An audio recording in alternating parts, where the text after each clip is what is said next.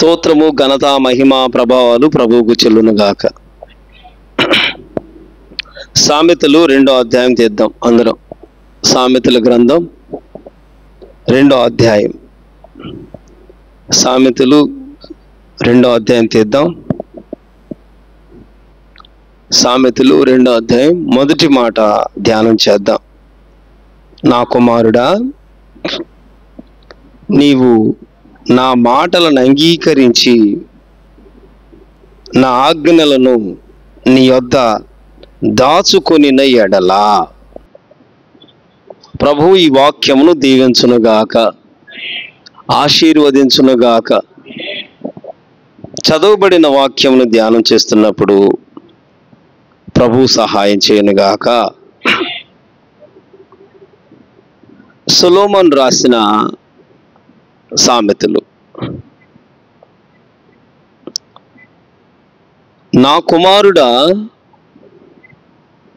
నీవు నా మాటలు అంగీకరించి నా ఆజ్ఞలను నీ యొద్ద దాచుకొనిన ఎడల. 3 విషయాలు కనపడుతున్నాయి ఈ మాటలో. మొదట కుమారత్వం. ఆమెను చెప్పండి. నీవైనా నేనైనా మరెవరైనా సరే దేవునికి కుమారులుగా మారాలి. దేవుని కుమారులుగా మారాలి. మనం ప్రభువైన యేసుక్రీస్తును అంగీకరించి ప్రభువైన దేవుణ్ణి వెంబడించేటప్పుడు లోక పాపము నుండి వేరు చేయబడి, లోకము నుండి ప్రత్యేకించబడి, లోకములోనే ఉన్నాము, లోక ఛాయను వెంబడిస్తున్నాం, లోకంలో కలిగి జీవిస్తున్నాం.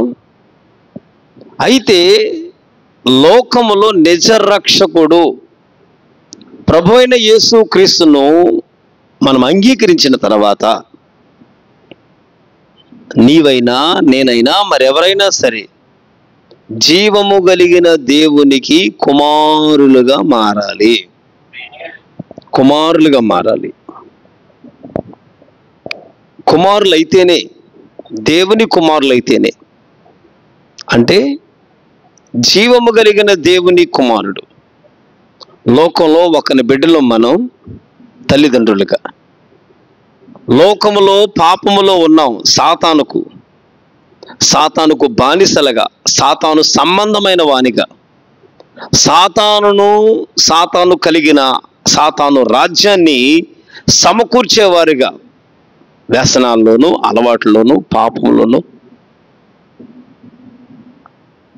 మనం ఎక్కడైతే పట్టబడిపోయి అక్కడే ఉన్నామో వారిని జీవము కలిగిన దేవుడు తన కుమారుని ద్వారా రక్షించటానికి లోకంలోనికి వచ్చిన యేసు క్రీస్తు ద్వారా ఆ పాప బంధకాల నుండి విడిపించుకుని, పాప శాపము నుండి విడిపించుకుని, పాపమైన వాటి నుండి, శాపమైన వాటి నుండి, రోగమైన వాటి నుండి విడిపించుకుని జీవము కలిగిన దేవుని కుమారులు. హల్లెలూయా. ఎందరూ దేవుని కుమారులుగా పిలువబడతారో చూస్తారో ఒకసారి రోమా పత్రిక, అపోస్తులైన పౌలు రాసిన పత్రికల్లో రోమా పత్రిక తీద్దాం. రోమా పత్రిక 8వ అధ్యాయం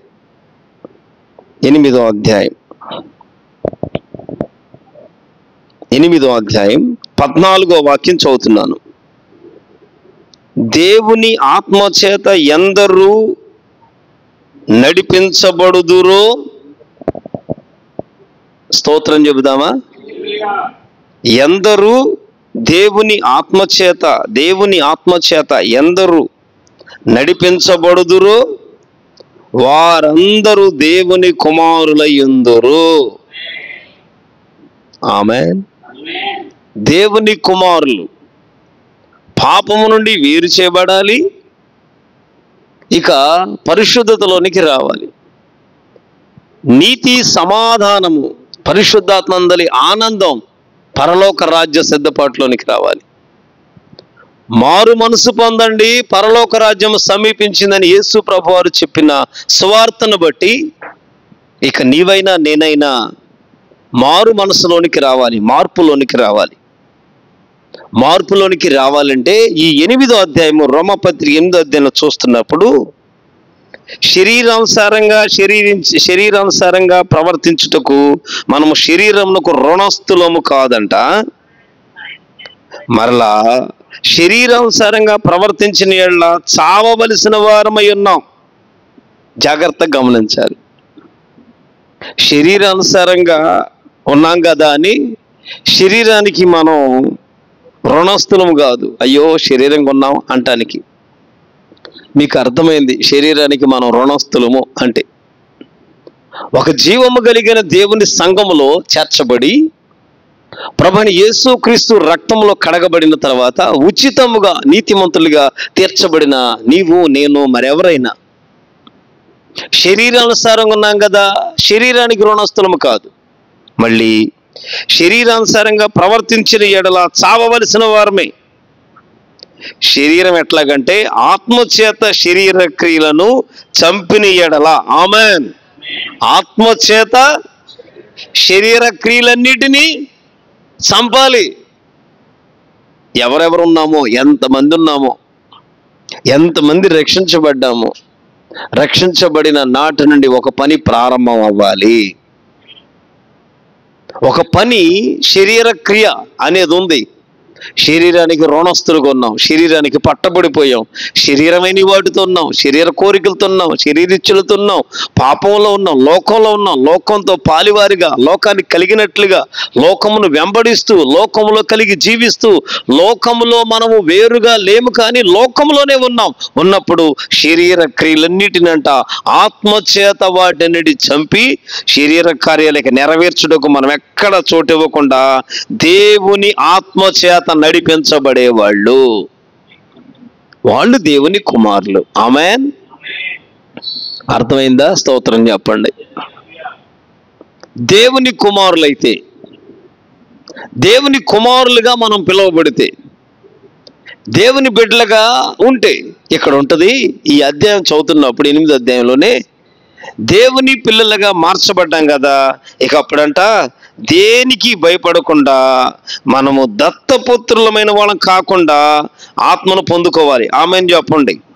దాస్యపు ఆత్మను కాకుండా, శరీరం ఉంది, శరీరంలో ఒకటి ఉంది దాస్యపు ఆత్మ.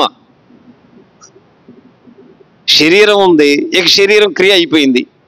శరీర క్రియ, ఆమేన్ చెప్పండి. శరీర క్రియలు దేవుని ఆత్మ చేత శరీర క్రియలన్నీ చంపబడిని అనుకోండి. తర్వాత దాస్యపు ఆత్మ ఉంది. ఇక శరీర క్రియలు మానేశాను, శరీరమైన అలవాట్లు మానేశాను. ఒకప్పుడు లోకంలో, పాపంలో, మాదక మత్తుకు, కామ క్రోధమైన వాటికి, ఏ వ్యసనాలు అయితే ఏటితో ఉన్నామో, ఏ అలవాట్లు ఉన్నామో, ఏ అలవాట్లు పట్టబడ్డామో అవన్నీ మానేసాం బ్రదర్. మానేసిన తర్వాత మానేసాం కదా, గమ్మునట్టుండిపోతాం. మానేసాం కదా, ఇక పర్వాలా, మాకు అలవాట్లు లేవండి, వదిలేసాం, రైట్, అక్కడి వరకు బాగుంది. మరి దాస్యపాత్మ ఉందిగా, శరీరంలో దాస్యపాత్మ ఉంది. శరీరమైన కార్యాలు చేపించేది, శరీర కార్యంలో ఒక జీవం, శరీరంలో సంతోషాన్ని పుట్టించేది, శరీరమైన ఆనందాన్ని కలుగు చేసేది, శరీరమైన వాటి కొరకు పారుకులాడేటట్టుగా, శరీరమైన వాటి కొరకు ప్రయాసపడేటట్టుగా, శరీరమైన వాటిలో కూడా నిలిచి ఉండేటట్టుగా, శరీరం కూడా శరీరమైన వాటి కొరకు ఉపవసించేటట్టుగా ఇవన్నీ చేస్తుంది ఒక దాస్యపు ఆత్మ. ఈ దాస్యపు ఆత్మకు కాక, ఆమెన్, దాస్యపు ఆత్మను పొందలేదు గాని, ఆమెన్, దత్తపుత్రాత్మను పొందితిరే.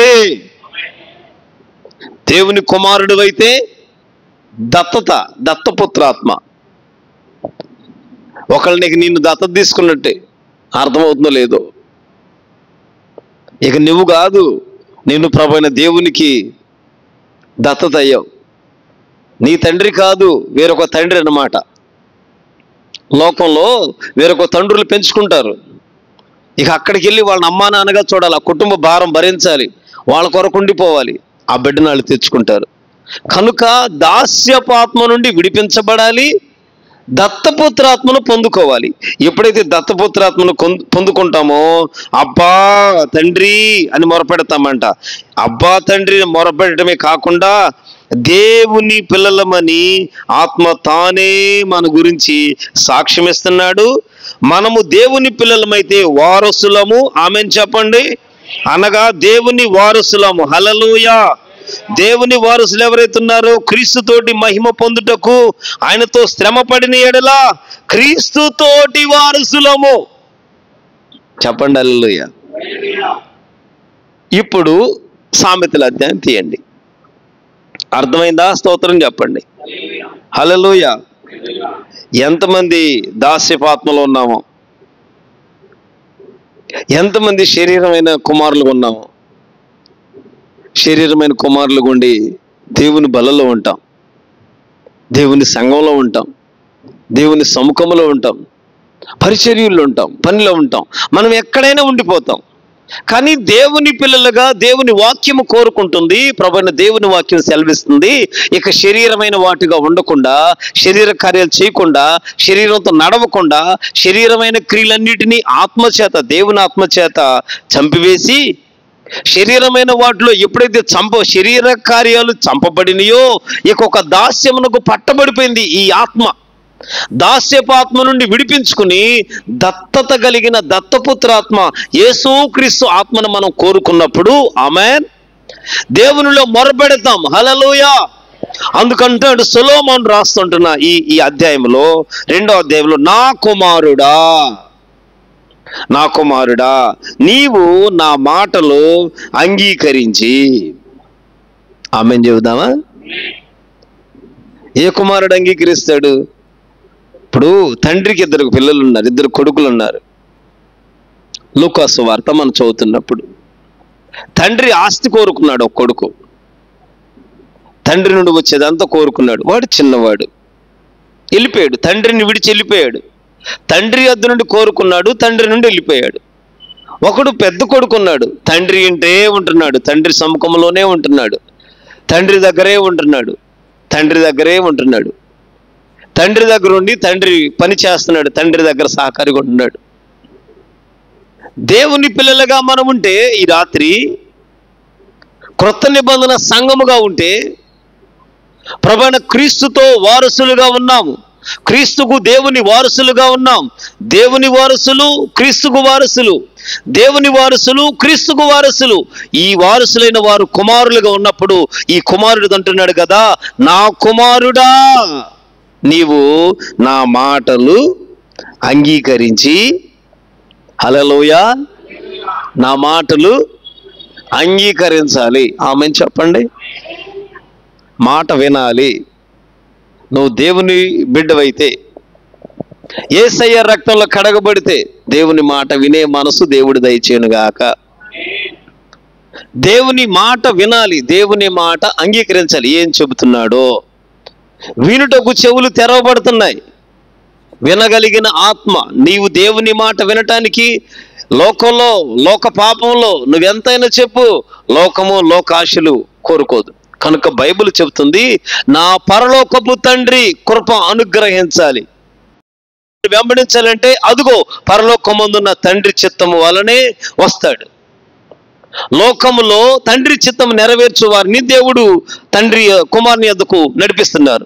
కుమారుడిని యేసుక్రీస్తు బోధను, యేసుక్రీస్తును వెంబడిస్తారు, యేసుక్రీస్తును కలిగి ఉంటారు, యేసుక్రీస్తును కలిగి జీవిస్తూ ఉంటారు. కనుక నా కుమారుడా నీవు నా మాటలు అంగీకరించి, ఆమేన్, నా మాటలు అంగీకరించి నా ఆజ్ఞలను నీ యొద్ద దాచుకోవాలి. హల్లెలూయా.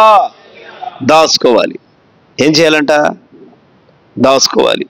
ఏం దాచుకోవాలి? చాలా మంది డబ్బులు ఎన్ని ఉన్నాయో లెక్క చూసుకుంటాం కదా.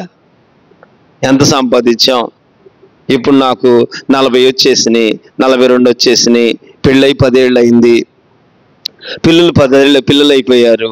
ఏం దాచాం, ఏం సమకూర్చాం, ఎట్లా సంపాదించాం, ఎలా ఉంది, మన ప్రాపర్టీస్ ఏమైనాయో, మన బ్యాంక్ బ్యాలెన్స్ ఏమైందో ఇవి చూసుకుంటాం. మనం దాచుకునేది ఏంటిది? లోకంలో దాచుకోవద్దంటలా, దాచుకుంటున్నాం. ఈ లోకంలో దాచుకుంటున్నాం. ఈ లోకంలో ధనము చిమ్మిట పడద్ది. అంటే చిమ్మిట అంటే తుప్పేనా? చెద తినేసేస్తుంది. అక్కడ పడిందనుకో, ఈ లోకంలో ధనము, ఈ లోకంలో బ్యాంక్ కాదంట, పరలోకంలో మీ ధనం ఉందో లేదో స్తోత్రం చెప్పండి. ఈ లోకంలో ధనము దాస్యం కాదంట. ఈ లోకంలో ధనం సరిపడా ఉందా, సమృద్ధిగా ఉందా? అయితే ఈ లోక ధనానికి ఫుల్ స్టాప్ పెట్టుకోవటమే. ప్రభువుని దేవుడు కలుగు చేశాడు, అక్కడ చాలు. పరలోక ధనం ఏది? పరలోకంలో ధనం ఎలా సమకూర్చుకుంటున్నాం? కనుక నా కుమారుడా, నా మాటలు నీవు అంగీకరించాలి, ఆజ్ఞలను ఏం చేయాలంట? దాచుపెట్టుకోవాలి. హల్లెలూయా. దాచుకొని నయ్యాడలా, ఆమేన్. దాచుకోవాలి. మనం ఏమి దాచుకుంటున్నామో? నీవు ఆత్మీయుడివే కదా, ప్రభువైన యేసుక్రీస్తు రక్తంలో కడగబడ్డావుగా. యేసుక్రీస్తు రక్తంలో కడగబడి దేవుని ఆత్మచేత ఈ శరీర క్రియలన్నిటినీ చంపేసిన వారమైతే, చంపబడిన శరీర క్రియ చంపబడింది, వ్యక్తి కాదు. వ్యక్తులు అలాగే ఉన్నారు. శరీరంలో ఉన్న క్రియలు చంపబడినాయి. శరీరంలో ఉన్న కొన్ని ఉన్నాయి. గలతీ పత్రిక 5వ అధ్యాయం చదువుతున్నప్పుడు కొన్ని క్రియలు ఉన్నాయి. అవన్నీ ప్రభువైన దేవుని దగ్గర వాటిని చంపుకుని, ఇక శరీరమైన మనసుతో కాక ఆత్మానుసారమైన మనసు, ఆత్మకార్యాలు చూచినట్లు దేవుని కుమారులుగా పిలువబడుతున్నాం. హల్లెలూయా. దేవుని కుమారులుగా పిలువబడుతున్న ఈ రాత్రి నా ప్రియ సహోదరులారా, నీవేం దాచుకుంటున్నావో?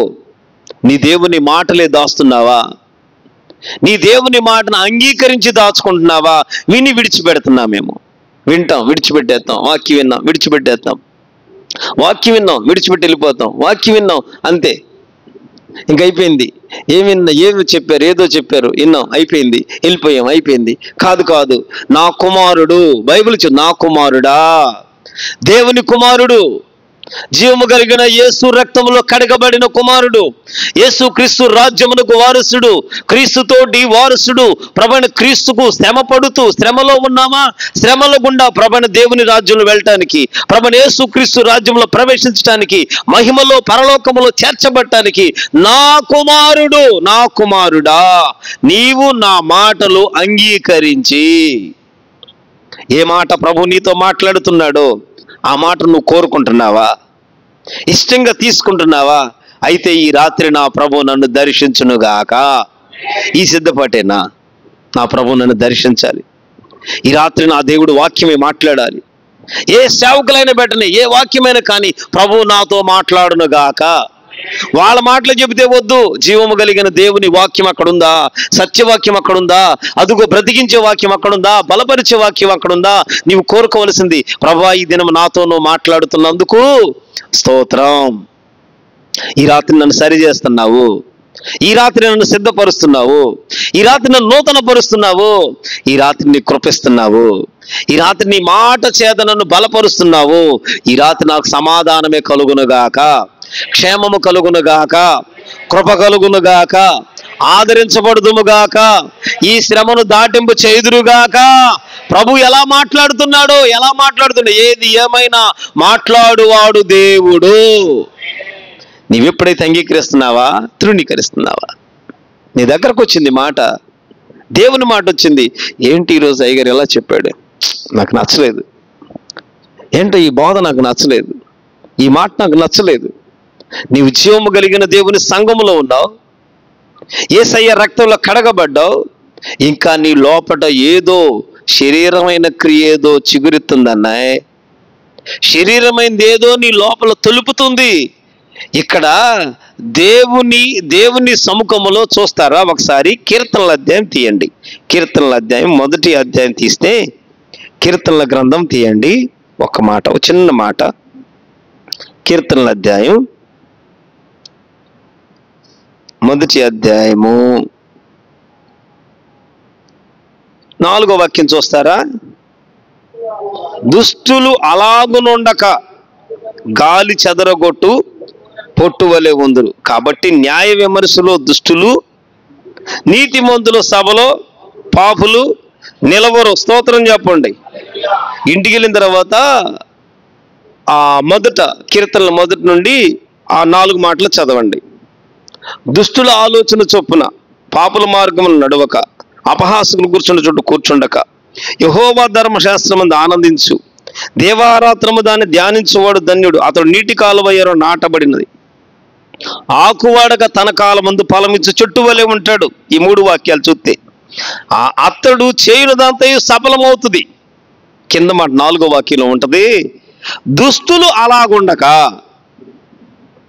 ఈరోజు అయ్యగారింటి చెప్పాడు అన్నాడంటే, సంఘంలో ఆ మాట వచ్చిందంటే, దేవుని సంఘంలో ఆ ప్రశ్న మెదులుతుందంటే, దుష్టుడు ఎక్కడో చోటిచ్చావు, దుష్టుడికి చోటిచ్చావు.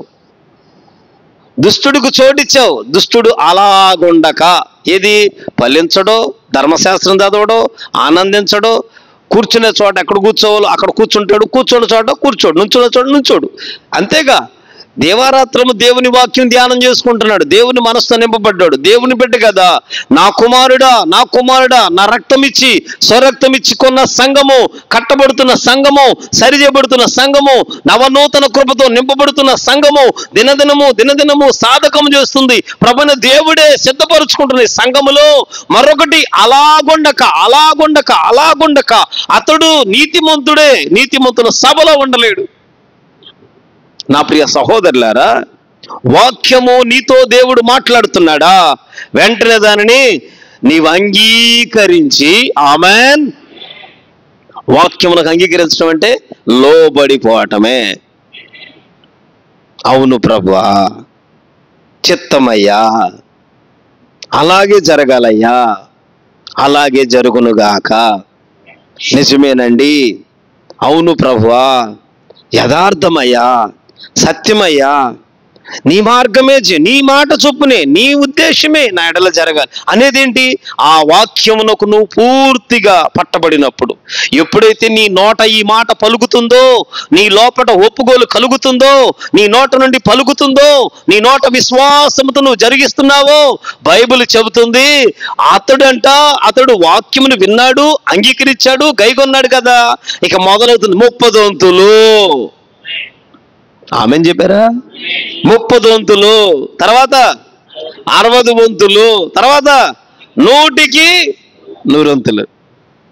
ఫలించువారు, పరలోక రాజ్యం ఓపికతో ఫలించువారు ప్రభు ఈ ఫలాలన్నీ చూచునుగాక.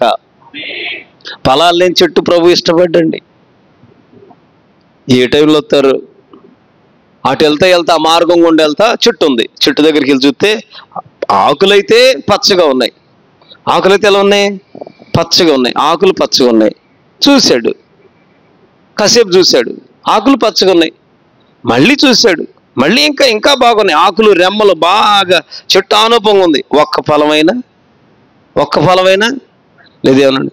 పోనీలే చెట్ట, నువ్వు ఫలించు, భలే పచ్చగా ఉన్నావు, బాగున్నావు, నువ్వు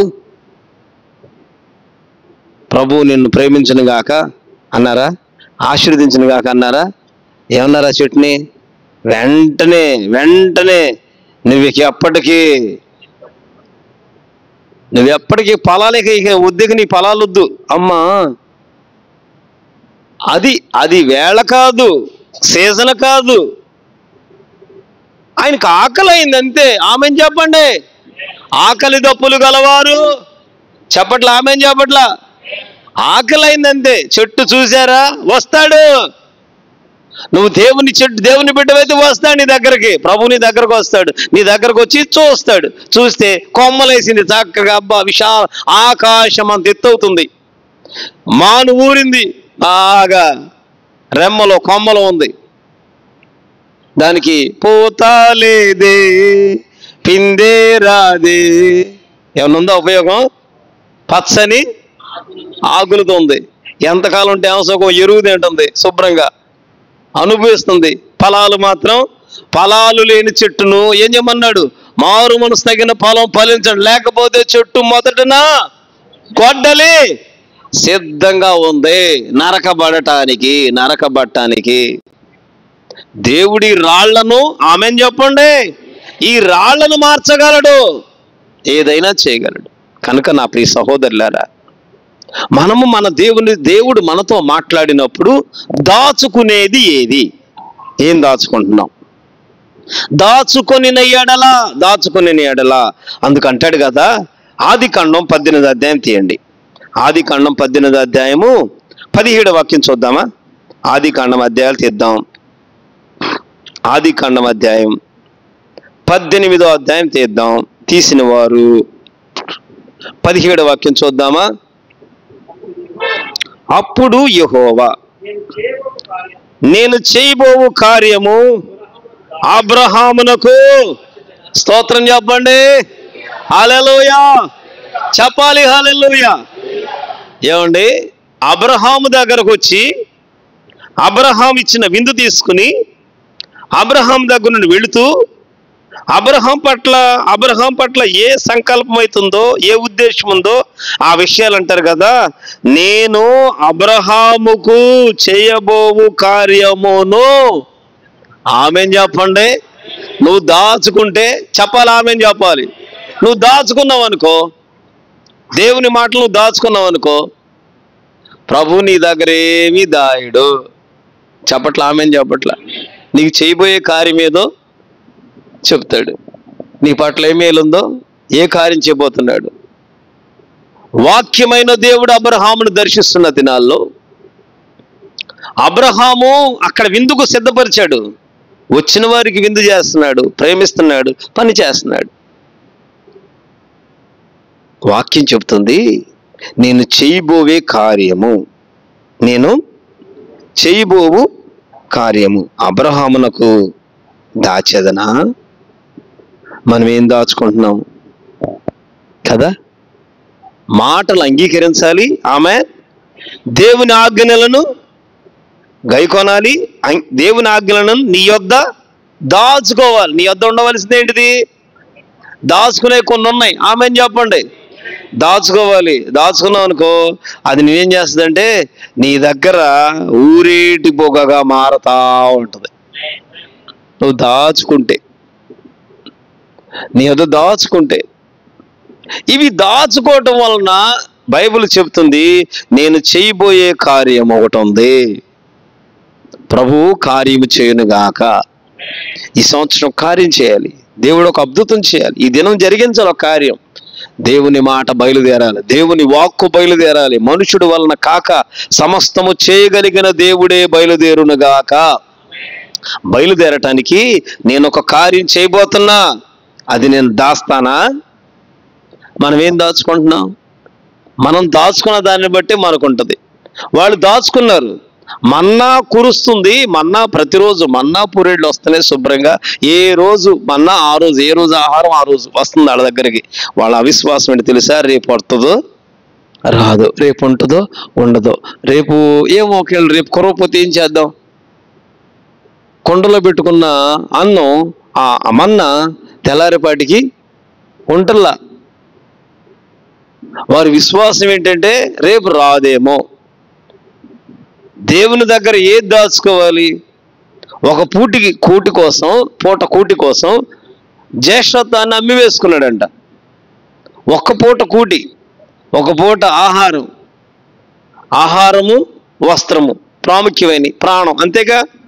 స్తోత్రం చెప్పండి. ప్రాణం ఉంది, అన్నం తినాలి. అన్నం తినాం అనుకో, ఏదో బట్ట ధరించుకోవాలి, ఏదో ఒక వస్త్రం కావాలి. ఈ మూడు ప్రాముఖ్యమైనవే. ఎవరైనా వచ్చి ఇట్లా అన్నం అన్నారనుకో, పోనీలేగమ్మ యేసు రక్తం చేయను, ఆయన ముందు బతుకుతానో లేదో ఏమో పోస్తలు ఏమలేగమ్మా, వచ్చేడు చక్క 2026లో మనస్ఫూర్తిగా ఉంటాను, 70 రోజులు ఉంటాను ప్రభువా, ఇక నేను ఇంక ఇబ్బంది ఉండదు నాయన. యేసయ్య ఆహారం ఇచ్చావు, స్తోత్రం. నన్ను ప్రేమించి నా కోసం అక్కన చికెన్ కూరను తెచ్చావు నాయన, చేపల పులుసు కూడా తెచ్చిందా, చేపలు ఎప్పుడు తెచ్చి, తండ్రి వందనాలు, అక్కను బలపరిచి దీవించు, ఆమెను. అయిపోయింది. 70 రోజులు ఉంటా, 100 రోజులు ఉంటా, నేను ఇక ఉండగలను. ఈ రాత్రి ప్రభు అంటాడు, వీరివాడా, నీ ప్రాణం, నీలో ఉన్న జీవం, దాన్ని ఏం చేద్దాం? ఏది అవసరమో, ఏది ప్రాముఖ్యమో, ఏది దాచుకోవాలి ఈ పూట? బైబిల్ చెబుతుంది. చూడండి ఒకసారి, బైబిల్ చెబుతుంది కదా. కొలస్సీ పత్రిక 3వ అధ్యాయం, కొలస్సీ పత్రిక 3వ అధ్యాయము 3వ వాక్యం చూస్తే, కొలస్సీ పత్రిక, కొలస్సీలకు రాసిన పత్రిక తీద్దాం. భూ సంబంధమైన వాటి మీద. ఎలా అనగా ఆమేన్, మీ జీవము క్రీస్తుతో కూడా ఆమేన్ చెబుదామా, దేవుని యందు దాచబడి ఉన్నది. హల్లెలూయా. దేవుని దగ్గర ఏం దాచబడింది? మన జీవము. ఆమేన్ చెప్పారా? మన జీవం దాచబడి ఉన్నది. మనం దాచుకోవాల్సింది దేవుని మాట. మన దగ్గర ఉన్న వాళ్ళు దేవుని ఆజ్ఞలు. ఏ వ్యక్తి జీవితంలో అయితే ఉంటాయో, ఎవరి దగ్గర ఇవి దాచుకుంటారో చూడండి. 2వ అధ్యాయం, సామెతల అధ్యాయం 2వ అధ్యాయం చూసినప్పుడు, జ్ఞానమునకు నీవు చెవియొగ్గి నా హృదయపూర్వకముగా వివేచన అభ్యసించిన ఎడల, తెలివికై మొర్రపెట్టిన ఎడల, వివేచనకై మనవి చేసిన ఎడల, వెండిని వెతికినట్లు దాన్ని వెతికిన ఎడల, దాచబడిన ధనము వెతికినట్లు దానిని వెతికిన ఎడల, 5వ వాక్యంలో ఉంటుంది, యెహోవా యందు భయభక్తులు కలిగి ఉండేటట్టిదో నీవు గ్రహించదవు. ఆ కింద మాట చూడండి, ఆ కింద మాట, దేవుని గూర్చిన విజ్ఞానము. ఆమేన్ చెప్పండి. ఏంటంట? దాచుకోవాలి. ఆమేన్. ఇవి దాచుకున్నాం అనుకో, ఏది? దేవుని మాటలు దాచాం, దేవుని ఆజ్ఞలు దాచబడి, దేవుని ఆజ్ఞలు దాచబడి దేవుడు ఒక కార్యం చేయబోతున్నాడు. దేవుని మాటలు అంగీకరించి దేవుని ఆజ్ఞలు దాచుకున్నాం. మన జీవమే దాచబడింది. హల్లెలూయా. జీవము దాచబడింది, దేవుని కార్యం జరగడానికి సంసిద్ధంగా ఉంది. అప్పుడంట ఎవరైతే దేవుని కుమారుడిగా ఉంటాడో, యేసయ్య రక్తంలో కడగబడి ఉంటాడో, యేసు క్రీస్తు ముద్ర పొందుకుని లోకము, లోక పాపములకు, లోక వ్యసనాలకు ఎక్కడ పట్టబడక, ఇహలోక మాలిన్యం తట్టు చూడక, ఇహలోక కలిగిన సంపద సిరుల వైపు చూడకుండా జీవమును కోరుకోవటం మనలోకి ఉంది కనుక, ఆ జీవాన్ని కోరేటప్పుడు, దేవుని వెంబడించేటప్పుడు, అదిగో 2వ అధ్యాయము, జ్ఞానమునకు నీ చెవియొగ్గి హృదయపూర్వకముగా వివేచన అభ్యసించిన ఎడలా. దాచుకుంటేనే, ఆమేన్, దాచుకుంటేనే హృదయపూర్వకముగా వివేచన అనే దాన్ని అభ్యసిస్తాం. దాచుకోలేదు, ఖాళీగా ఉంది, ఇంకేం చేద్దాం? ఖాళీ అయిపోయింది, ఏమీ లేదు, ఇంక దాచుకోవాలా, ఏమీ దాచుకోవాలా, ఏమీ లేవు, ఇక్కడ ఏమీ లేవు. ఇప్పుడు బ్యాంకులో డబ్బులు లేవన్నాయి, వెళ్తే ఓచర్ రాసి ఇస్తారా? డబ్బులు ఇస్తారా? కార్డు కొడితే వచ్చేస్తాయి డబ్బులు? బ్యాంకులో డబ్బులు లేవుగా, బ్యాంకులో డబ్బులు లేవు, ఆ సత్యం మనకు తెలుసు. బ్యాంకులో డబ్బులు లేవన్న సంగతి తెలుసు, వెళ్తే ఇస్తారా? నా దగ్గర చెక్ బుక్ ఉంది, పట్టుకెళ్ళి ఇది కూడా అండి అన్నాం అనుకో, ఇస్తారా డబ్బులు? బ్యాంకులో లేవు, అదో పెద్ద కేసు మళ్ళా లోకంలో. బ్యాంకును మోసం చేసినట్టు. అంటే మనం ఈ లోకంలో ఉన్నాం కదా అని ముఖం తెలుసు, వాళ్ళు నాకు పరిచయస్తులే, మనం ముఖం వాళ్ళకి తెలుసు, నేను ఎంత డబ్బులు వేస్తానో తెలుసు, ఎన్నిసార్లు తెస్తానో తెలుసు, ఎన్నిసార్లు వస్తానో తెలుసు, ఎన్నిసార్లు పలకరిస్తానో తెలుసు, ఎట్లా ఉంటుందో తెలుసు. నేను వెళ్తే ఏమైనా మంచినీళ్ళు ఇస్తారు, కూర్చోమంటారు, ఎందుకంటే మనోరులేగా మనకు పరిచయం ఉంటుంది. వెళ్ళంగానే అదే పాస్టర్ గారు అంటారు, నిజమే, మంచిది, ఇక్కడ వరకు అంతా బాగుంటుంది. ఇంకేమైనా పెడతారు, అయ్యా ఇదిగో మరి ఏమనుకోవద్దు, నా అకౌంట్లు ఏమి లేవు, కతి బెదరు ఇవ్వండి, ఒక 10,000 అన్నవానికి ఇస్తాడా? ఎప్పుడైతే మనం ఇస్తామో వాళ్ళని మోసం చేసినట్టు. అబద్ధం ఒక మోసం, ఏమీ లేకుండా వీళ్ళని మోసం చేసినట్టు, అదొక శిక్ష. మళ్ళీ మన దగ్గర ఏమీ లేకుండా మనం తీసుకోవడం కుదరదు. మనలో ఏదైనా దాచబడిందా? ఆమేన్. దాచబడిందా? అప్పుడు హృదయపూర్వకముగా జ్ఞానమునకు వివేచన. బైబిల్ చెబుతుంది, చెడుతనమును అసహించుకొనటమే వివేచన. ఆమేన్. చెడుతనమును అసహించుకుంటావు, చెడుతనాన్ని అసహించుకుంటావు, ఇక చెడుతట్టు చూడవు. చెడు మార్గాలు, చెడు సావాసాలు, చెడు పనులు, చెడు ప్రయత్నాలు ఏవి ప్రభువైన యేసుక్రీస్తు నామములో దూరం అయిపోవునుగాక. అవేవి ఇక దరిచారవ, ఏవి దరిచారో? హృదయపూర్వకముగా నీవు అభ్యసిస్తావు, హృదయపూర్వకంగా అభ్యసిస్తావు. అప్పుడంట తెలివికే మొర పెడతాం, వివేచనకి మనవి చేస్తాం, వెండిని వెతికినట్లు వెతకడం. ఏంటిది అది? 5వ వాక్యం చెప్తుంది. 5వ వాక్యంలో, యెహోవా యందు భయభక్తులు కలిగి ఉండేట్టిదో గ్రహించడానికి. ఆమేన్ చెప్పండి. దేవుని యందు భయము భక్తి ఎలా ఉంటుందో మనం గ్రహించాలంటే అప్పుడు దాన్ని వెండిని వెతికినట్లు వెండిని వెతికినట్లు వెళ్ళే వెండి ఇప్పుడు ఎక్కడో ఏంటిదమ్మా రాళ్ళు దొరుకుతుంది అంటండి. పదండి 50 రోజులు అయిన తర్వాత మనం కూడా ఒకసారి వెళ్ళొద్దాం. స్తోత్రం చెప్పండి, హల్లెలూయా చెప్పండి అమ్మా, హల్లెలూయా, స్తోత్రం చెప్పండి. ప్రార్థనలు అయిన తర్వాత అందరం బస్సు కొట్టుకుని వెళ్దాంలే. ఏం దొరుకుతుంది అంట వాళ్ళకి? లేదా డైమండ్స్ దొరుకుతున్నాయి అంటండి. చక్క దొరుకుతున్నాయి అంటారు వాళ్ళు. ఒక్క రాయి దొరికితే చాలు, ఎక్కువ ఒక్కర్లా. అందరం ఒక మాట మీద ఉండి వెళ్దాం. అందరం ఒక మాట మీద, ఇదే పనిగా, ఇంకేం వద్దు. ఒక్క రాయి వెతకటాకి వెళ్ళి కాడ అక్కడ ఎతకటాకి వెళ్ళి పై అంకేడు అక్కడ ప్రార్థన చేద్దాం. పోనీ ఎతకటాకి వెళ్ళి అడిగి ప్రార్థన చేద్దాం. ప్రభు ఏది ఏమైనా మేము వచ్చాము, సంఘంకి వచ్చాం, దాసుడికి వచ్చాం. ప్రభు నువ్వు ఒకరికి ఇచ్చి ఒకరికి ఈయన అనుకుంటా. సరే వెళ్ళి 10 మందికి 10 రాళ్ళు ప్రభు. అప్పుడు మనం వాక్యం ఎత్తి పెడదాం. వెతకపోయింది కాలుకు దొరికినట్లు. అబ్బో అసలు చూడండి, జ్ఞానవంతురాలు తన ఇల్లు కట్టినట్టు ఎత్తుదాం వాక్యం. ప్రతిదీ వాక్యం, మనకి ప్రతిదీ ప్రార్థన ఎత్తుదాం. అక్కడ అసలు ఏది వెతకాలి? దేనికోసం మనం దేన్ని వెతుకుతున్నాం? ఈ లోకంలో ఒకటి కావాలంటే వాక్యాలు ఎత్తి పెడుతున్నాం కాదంటారా? ఏదైనా అవసరం ఉంది, దానికి ఎన్నో ఎత్తుకుతాయి. ఈ రాత్రి వెండిని వెతికినట్లు తెలివికి మొర్ర పెట్టాలి, వివేచనకి మనవి చేయాలి. వివేచన కావాలి, మనవులు కూర్చుని అయ్యా మనవులేండి అయ్యా, ఏమైనా చేస్తారా? కొద్దిగా చెడుతనం మానలేకపోతున్నా, చెడు అలవాట్లు విడవలేకపోతున్నా, చెడు మార్గాల్లో ఉన్నా, చెడులోనే ఉన్నా, చెడు నుండి నా హృదయాన్ని విడిపించుకోలేకపోతున్నా. యేసయ్య రక్తము చేత ఆమేన్ నన్ను కడగండి, ఆమేన్ నా హృదయాన్ని సరిచేయండి, నా కన్నులు తెరువు చేయండి, విశ్వాసపు నేత్రాలు నాకు కావాలి. ఇదిగో నేను అడగటం నాకు తెలియట్లా, నా నోరు పరిశుద్ధం అవ్వాలి. ప్రభువా నేను చూసే కనులు, నేను మోకరించినట్లు నా మోకాళ్ళకి దృఢపరచండి. మోకాళ్ళు బలం పొందాలి, చేతులు ఎత్తడానికి చేతులు బలమునందాలి. అలా దేవుని సముఖములో తెలివికేమో మొర్ర పెట్టాలి.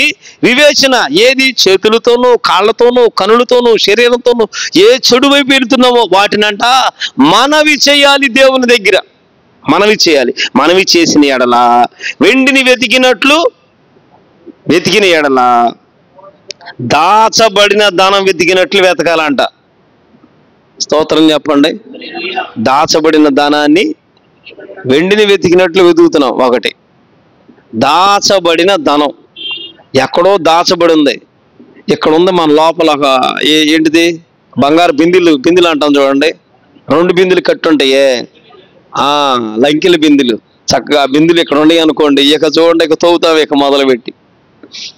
దాచబడిన ధనం అండి అన్నారు, ఇక్కడ ఉందండి అన్నారు, అంతే. ఇక్కడ ఉన్నారనగానే ఏం చేస్తాం? మొత్తం ఇల్లు మొత్తం తవ్వటమే పనిగా మొత్తం బయట పెట్టి తవ్వుతాం. తవ్వేది ఏంటి? ఇప్పుడు ఏంటిది? దాచబడిన ధనం. ఎవరు చెప్పారు ఆ ధనం అని? ఎవరో ఆ ధనం ఉందని అంటేనే కదా తవ్వేది, లేకపోతే తవ్వం కదా. ఇక్కడ ఉంది అని అనబట్టే తవ్వుతున్నాం. నా ప్రియ సహోదరులారా, దాచబడిన ధనమును వెతికినట్లు వెతికితే యెహోవా యందు భయభక్తులు ఎట్టివో నువ్వు గ్రహించదు. దేవుని గురించిన విజ్ఞానము. చెప్పండి, ఆమేన్ చెప్పండి. జ్ఞానము వేరు, విజ్ఞానం వేరు. జ్ఞానము ఎక్కడ ఉంటుంది? విజ్ఞానము జ్ఞానం నుండి కొద్దిగా లోతుకు వెళ్ళేది, కొద్దిగా లోతైన అనుభవంలో నడిపించేది. నీ వాక్యము నా పాదములకు ఆమేన్ నా త్రోవలకు వెలుగే ఉంది. ఈ వాక్యం ఏం చేద్దంట? ఈ వాక్యం మనల్ని బ్రతికిస్తా ఉంటది. హల్లెలూయా. ఏం చేస్తుంది? జగటగల దొంగ ఊబి నుండి ఆమేన్ చెప్తారా? కనుక దేవుని వాక్యమును మనం వెతికేటప్పుడు ఈ వాక్యము చేత బ్రతికింపబడాలి. మనం ఏది వెతుకుతున్నాం? ఏ జ్ఞానం? ఈ లోకంలో జ్ఞానం ఉంది. ఇది కాక కొంచెం మన విశ్వాస విజయాలు కలుగునట్లు లోతుకి, మన ప్రార్థనలో కార్యాలు జరిగినట్లు లోతుకి, మనకు కలిగిన పోరాటంలో మెలకువ కలగడం లోతుకు కొంచెం లోతైన అనుభవంలోనికి ఆత్మీయ జీవితం నడిపించబడటానికి దేవుని గూర్చిన విజ్ఞానము. చెప్పండి, ఆమెన్ చెప్పండి. దేవుని గురించిన విజ్ఞానం. ఈ లోకంలో సైన్స్ ఉంది, అట్లా దేవుని గురించిన విజ్ఞానం దొరకాలి. దేవుని గురించిన విజ్ఞానం మనకు కలగాలి. దేవుని గురించిన విజ్ఞానం ఎప్పుడైతే దొరుకుతుందో, బైబిల్ చెబుతుంది, దేవుని గురించిన విజ్ఞానం ఎప్పుడైతే తొలగిందో, యెహోవాయే జ్ఞానం ఇచ్చువాడు, తెలివి వివేచన ఆయన నోట నుండి వచ్చును. ఆ కింద మాటలో ఒకసారి చూడండి, 11వ వాక్యము, 10 నుండి నేను చదువుతున్నాను. జ్ఞానము నీ హృదయమును చొచ్చును, తెలివి నీకు మనోహరముగా నుండును. 11వ వాక్యంలో బుద్ధి నిన్ను కాపాడును, వివేచన నీకు, ఆమెన్ చెప్పండి. దేవుని గురించిన విజ్ఞానం గనక దొరికిందా, దేవుని గురించిన విజ్ఞానం, మన జ్ఞానం కాదు, నా జ్ఞానం, మన జ్ఞానం భూ సంబంధమైనది కాదండి. భూ సంబంధమైన జ్ఞానం భూ సంబంధమైనది, పరలోక సంబంధమైన జ్ఞానం కూడా ఉంది. హల్లెలూయా. అది పవిత్రమైనది. హల్లెలూయా. అది ఎక్కడ కల్తీ కల్మషం ఉండదు. దేవునికి సులువుగా లోబడిపోద్ది, దేవుని మాట వింటది, దేవుని తట్టు చూస్తుంది, దేవుని మహిమపరుస్తుంది, దేవుని వెంబడిస్తుంది, దేవుని సత్యాన్ని కోరుకుంటుంది, దేవుని కనికరం కొరకు మాత్రమే ఉండేది. పరలోకం ఉండి పైనుండి వచ్చే జ్ఞానం, అలరితో కూడింది జ్ఞానం ఉంది, ఆటపాటల జ్ఞానం ఉంది, ఈ లోక జ్ఞానం ఉంది, ఈ లోక జ్ఞానం ఉంది. నా ప్రియ సహోదరులారా, దేవుని గురించిన విజ్ఞానం ఎప్పుడైతే ఉంటుందో, తెలివి నీకు మనోహరం ఉంటుంది, జ్ఞానము నీ హృదయమున చొచ్చును. హల్లెలూయా. జ్ఞానం నీ హృదయం ఏమైపోద్ది? చొచ్చుకుంటుంది. అప్పుడు అట్టుండిపోద్ది, నీ హృదయం అట్టుండిపోద్ది ఆ జ్ఞానం. ఆమెన్ చెప్పండి. భయభక్తులే కదా దేవుని యందు భయభక్తులు. దేవుని యందు భయభక్తులు కలిగి ఉన్నామా, చెడుతనాన్ని విడిచిపెడతాం. చెడు తట్టు వెళ్ళదిక వివేకము వివేచన కలుగుతుంది. ఇది చెడు, ఈ మార్గము, ఇది త్రావద్దు, ఈ పని వద్దు, ఈ పని లాభం కాదు, ఇది వ్యాపారం మంచిదే కానీ ఇందులో నష్టం ఉంది, ఈ పనులు వ్యర్థం, ఈ బిడ్డలా ఉన్నాడు, నా బిడ్డ ఇలా తప్పిపోతున్నాడు, నా పెద్ద బిడ్డ పట్ల, చిన్న బిడ్డల పట్ల, ప్రతిదీ నీ కుటుంబ వ్యవస్థ కట్టబడాలన్నా, చేతి సహాయ సమృద్ధిగా మారాలన్నా, దుఃఖం నాట్యంగా మారాలన్నా, కలవరం కన్నీరు కొట్టివేయబడాలన్నా, ఈ లోక జ్ఞానం కాక దేవుని గురించిన విజ్ఞానం. ఆమెన్. అదంట బుద్ధి నిన్ను కాపాడుతుంది, వివేచన నీకు కావలి కాయను. హల్లెలూయా. అది దుష్టుల మార్గము నుండి మూర్ఖముగా మాట్లాడు వారి చేతిలో నుండి నిన్ను రక్షించును. ఆమెన్. అట్టి వారు చీకటి త్రోవలో నడవలనని యథార్థ మార్గములు విడిచిపెడతారంట, కీడు చేయ సంతోషిస్తారంట, అది అతి మూర్ఖుల ప్రవర్తన యందు ఉల్లసిస్తారంటండి. అదే గనక దేవుని జ్ఞానం ఉందా, నిన్ను కాపాడద్ది, కావలిగా ఉంటుంది. ఆమెన్. కావలి ఉండాలి. హల్లెలూయా. కాపాడబడాలి, విశ్వాస జీవితంలో కాపాడబడాలి, విశ్వాస జీవితంలో కాపాడబడాలి. ఆమెన్. కావలి ఉండాలి, కావలి ఉండాలి. కనుక నా ప్రియ సహోదరులారా, ఈ రాత్రి బైబిల్ చెబుతుంది, నా కుమారుడా, నువ్వు నా మాటలు అంగీకరించి నా ఆజ్ఞలను నీ యొద్ద దాచుకుని ఎడల. ఏం దాచుకున్నావు? అందుకే కీర్తనకారుడు అంటాడు, కీర్తనలు చదువుతుంటే, కీర్తనలు చదువుతున్నప్పుడు, నీ రెక్కల నీడ క్రింద నన్ను దాచుము, నీ రెక్కల క్రింద నన్ను దాయండి. హల్లెలూయా. అంతేకాదు కీడు చేయువారు కుట్ర నుండి, ఆమెన్ చెప్పండి, కీడు చేయువారు కుట్ర నుండి, ఇవన్నీ మన దగ్గర దాచుకుని ఉంటే, ఆమెన్, ప్రతి విషయంలో దాచబడుతున్నావు. ఆమెన్ చెప్పాలి. ప్రతి విషయంలో విశ్వాస జీవితంలో దాచబడాలి, పరిశుద్ధతలో దాచబడాలి. మన ప్రవర్తనలో పాడేటట్టు ఉండకుండా, మన పరిశుద్ధత పాడేటట్టు ఉండకుండా, మన విశ్వాసం చెదిరిపోయేటట్టు ఉండకుండా ఎప్పటికప్పుడే కాచుకొని, ఆమెన్, కాచుకొని ఉండాలి. ఏదైతే కాచుకొని దాచుకుంటున్నామో, బుద్ధి నిన్ను కాపాడద్ది, వివేచన నీకు కావలిగా ఉంటుంది, దేవుని గురించిన విజ్ఞానం నీకు లభిస్తుంది. తెలివి జ్ఞానం వివేచన దేవుడు ఆయన నోట నుండి మనకు అనుగ్రహించునుగాక. ప్రభు ఈ మాటలు దీవించి కృపలో ఆశీర్వదించునుగాక. Amen, amen, amen.